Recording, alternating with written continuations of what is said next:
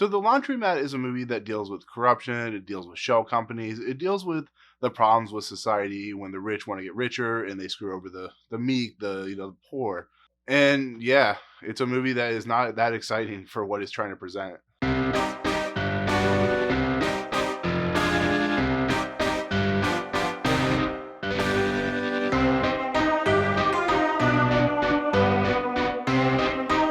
What's up, guys, and welcome to Movie and Point. It's my review of The Laundromat, the newest Netflix original movie that's directed by Steven Soderbergh, his second film with Netflix, and written by Scott Z. Burns. And this has a lot of cast members in it. It has everybody from Meryl Streep to Antonio Banderas, Gary Oldman, Sharon Stone, Melissa Rauch, David Schwimmer, James Cromwell, Robert Patrick, Jeffrey Wright, Nonso, and Anozie. So in essence, The Laundromat is basically about fraud in the insurance world. It kind of wants to go into the route of The Big Short, a story about corporate greed, but I don't think it really does it very well. It doesn't mean it's not an interesting movie. It doesn't give give you a lot of context, but it's just kind of dry. It's not really what I expect from Steven Soderbergh. Yes, it's a beautiful looking movie. The shots he uses in the movie is very Steven Soderbergh, and Scott Z. Burns is actually quite a decent writer. So I was expecting a little bit more than what I got from this. And then you have like Meryl Streep and you have Antonio Banderas, Gary Oldman, all these actors and actresses are in this movie. So you think this is gonna be like an Oscar home run, but it really isn't. The story is basically being told through the Gary Oldman and Antonio Banderas character, and everybody else is kind of minimal, is kind of really not important to what the story is trying to say, outside of maybe Meryl Streep's character, who is basically her husband, who's played by James Cromwell, has died in a boating accident that's run by Robert Patrick's character and David Schwimmer's character, and they learn that the insurance they thought they had on their boating company is basically non-existent. It's basically been passed on to other companies, and this is based off the Panama Papers, so if you know what I'm talking about. I don't know much about it, but with the gathering of what I gather from it, there was a whistleblower who basically took down these corporations, or this one corporation that had like thousands upon thousands of shell companies. And so we get the story of how the Meryl Streep's character is trying to basically take down these corporations, and how the Antonio Banderas and Gary Oldman characters are playing it off like, oh, they didn't do anything wrong, they didn't do nothing about it, they're just a company running, the businesses and the corporations and so on and so forth. But then you start to see the pieces start falling together, and you should realize that not only the Gary Oldman and Antonio Banderas characters, who are our narrators, aren't on the level, but they're giving us like bad information, they're giving us wrong information, they're trying to keep themselves from going to jail. And it's a very interesting story because it's what Steven Soderbergh is known for, which is exposing certain situations, especially like this. And it does have moments where it's actually quite fun, but it doesn't do it very excitedly. I think High Flying Bird, which was this movie that came out earlier this year, was much more interesting in the take of the agent, NBA agent, and stuff like that.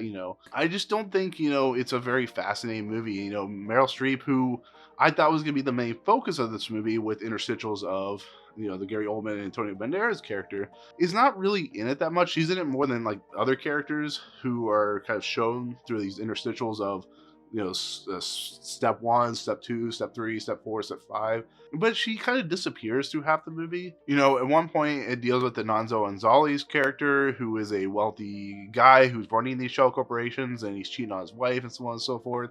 And there's that whole drama there. And then there's this where they go to China, and there's with the situation there with fraud and how the Chinese government is trying to deal with the fraud situation. And these stories could be cool on their own, but they're kind of interstitial mixes with the Meryl Streep's character and her role and everything she's trying to do. It would have been very much more interesting if they had really dug into the Meryl Streep role, because she has the most interesting story. She's like one of us, who is in the fact of she is, downtrodden. She's just lost her husband. She's being screwed over by the insurance company. And it's a much more effective story than the other stories we're getting. It's just, I like what she's doing. And of course, Meryl Streep is good as always. And even Antonio Banderas and Gary Oldman are fun to watch in this movie as the narrators. But everybody else is just like, they're not given much to do. Or when you go to their story, it's like, I don't really care. There's nothing exciting here. There's nothing to really delve into, And this is being put in the same boat as The Big Short. But The Big Short, even though it went to different characters, there was structure. You got max amount of characters here, max amount of characters here, max amount of characters here, and they flow real well together. That's not what's happening in this movie, and it's such a shame because how good Steven Soderbergh is at weaving movies together. It's like he almost like didn't know how to connect the story, and it's just really such a weird thing. And with Steven Soderbergh doing stuff like Unsane and of course, High Flying Bird, like I just said, he knows his material.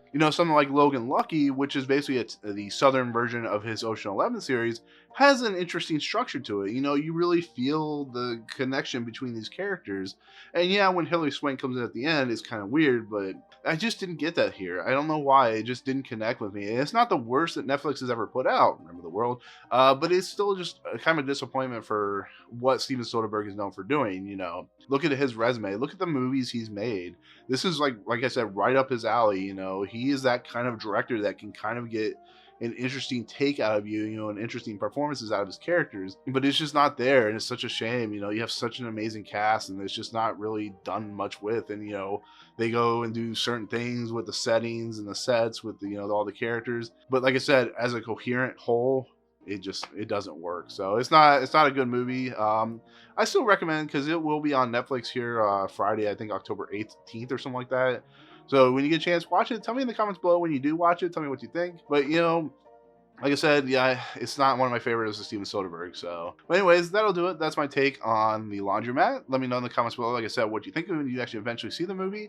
And also, subscribe to the channel, join Movie Emporium, hit the notification bell at the top to find out what's coming next. And of course, comment below on any video that you watch on my channel. Otherwise, that'll do it. We'll see you guys in the next video. Peace out. What's up, guys? Thank you so much for checking out Movie Emporium. I really appreciate it. If you want to, go ahead and hit the subscribe button. Hit the notification button and the bell at the top. Find out what's coming next for Movie Emporium. Also, check out these 2 videos. They're amazing. I think they're awesome. I think you'll enjoy them too. But otherwise, thank you so much for watching, guys. We'll see you next time.